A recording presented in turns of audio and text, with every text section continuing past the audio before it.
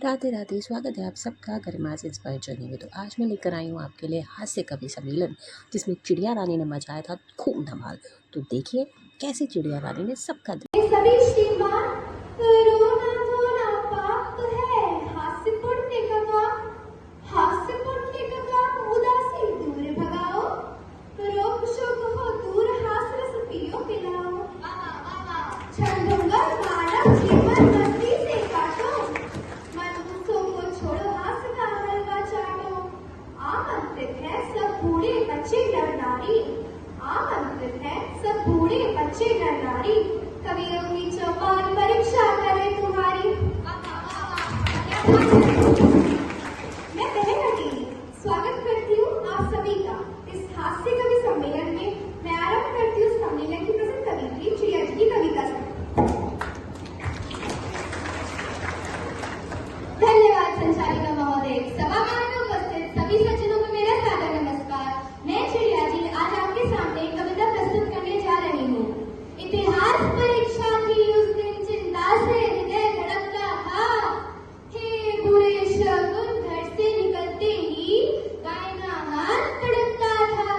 मैंने सवाल जो याद किए मैं केवल आधे ही याद हुए, मैंने सवाल जो याद किए वे केवल आधे ही याद हुए। उनमें से भी कुछ स्कूल तलक आते आते बर्बाद हुए। तुम 20 मिनट बोले, टीचर ने फटकार लगाई, मैं भी ट्रेन की तरह दौड़ती कमरे के भीतर आई। पर्चा हाथ में पकड़ लिया, आंखें मूंदी सिर झूम गया, पढ़ते ही छाया अंधकार, चक्कर आया सिर घूम गया। यह 100 नंबर का पर्चा है, मुझे तो 2 की भी आस नहीं। यह 100 नंबर का पर्चा है, मुझे तो 2 की भी आस नहीं। चाहे सारी दुनिया पलटे पर मैं हो सकती पास नहीं। आंखें मूंद बैठ गई, बोली हे भगवान दया कर दे, इन प्रश्नों के उत्तर मेरे दिमाग में ठूस ठूस भर दे।